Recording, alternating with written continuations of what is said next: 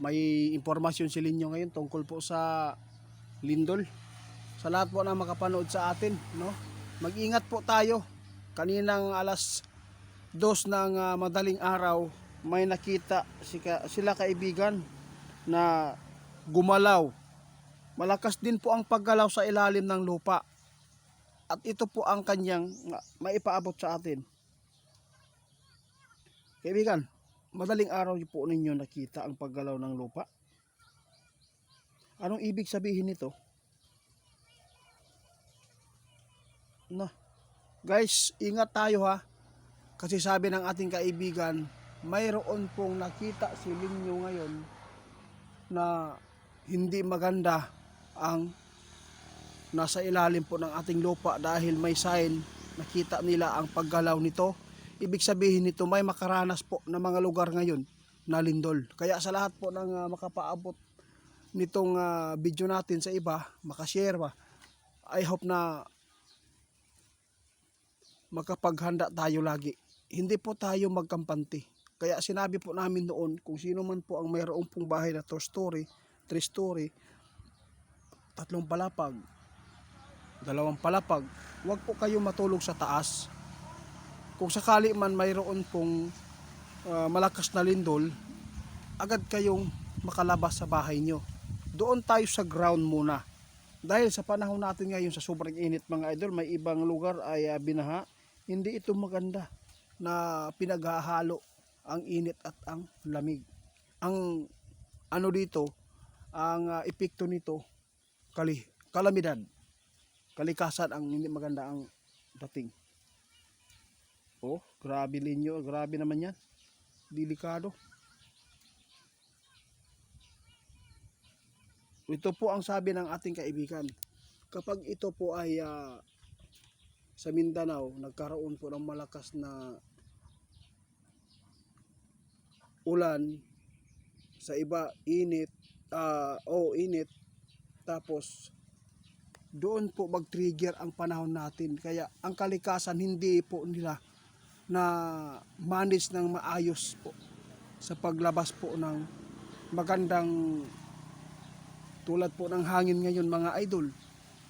Ang dala ng hangin natin hindi presko, kundi may mga nagdadala ng mga virus. Kahit ano na lang, ito po talaga ang sinasabi ng ating kaibigan. Kaya nabubuo ang pagyanig o nagkaroon ng bagyo. Tulad po ng bulkan mga idol, sinabi ng ating kaibigan, yung init sa ilalim ng lupa at saka may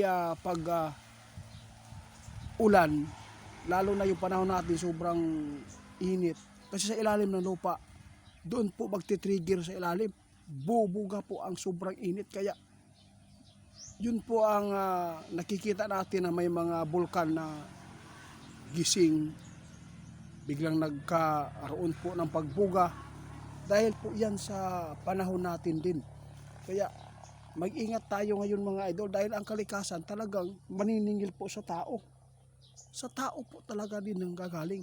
Kung hindi po ginawa ng mga taong sakim, yung loggers, sana maganda po ang ating kalikasan ngayon na ma-manage po nilang maayos, na maibuga po nila ang presko na galing po sa kalikasan. Yun po ang tandaan natin ngayon mga idol, kung bakit dumadami ang mga kalamidad dito sa atin. Magsapaw-sapaw. Linyo, ipinapaliwanag ko kaibigan yung ipinapaliwanag po ninyo nung ipinapaabot po ninyo noon.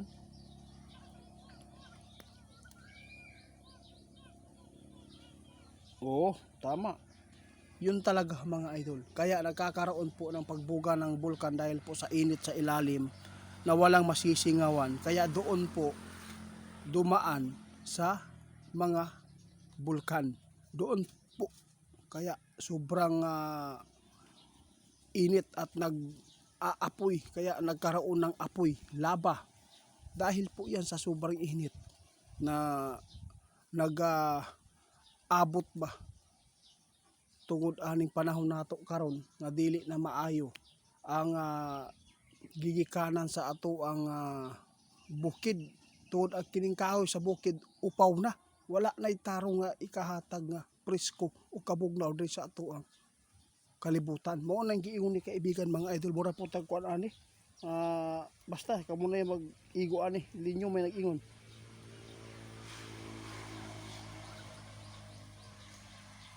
Oo.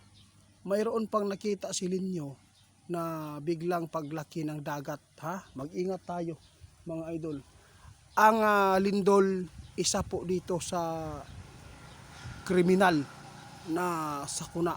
Mga idol, tandaan po ninyo itong ipinapaabot ng ating kaibigan. Kaninang alas 2 ng madaling araw, nakita nila ang sign nagpaggalaw sa ilalim ng lupa. Kaya agad po siya ngayon nagbigay paliwanag at pagpapaabot kung bakit nangyayari ito sa atin.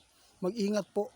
Huwag po tayo mawalan ng flashlight kapag tayo ay natutulog para mayroon tayong makuha agad na pampailaw. Dahil po kapag nagkaroon ng malakas na lindol, agad-agad po yan mag-burn out. Kaya ang iba, mahirapan silang lumabas doon sa taas ng palapag ng bahay nila. Yun po ang advice ni kaibigan. Sa ground floor muna tayo para hindi tayo mapahamak. Dahil marami po ngayon ang sobrang panic, tumalon na lang. Tudas. Anong nangyari sa Cebu? May isang babae tumalon dahil sa kanyang takot nung pagyanig ang 5.4. 5.4 pa lang yan, ha. Much more kung 7 na. Diyos ko. Idol, i-report po natin si Ghost Hunter 88 Pans 2.0. Ito po yung magnanakaw. Scammer po yan. Oo, wala po yung hiya kasi sobrang kapal na po yung muka na yan. Si Ghost Hunter 88 Pans 2.0.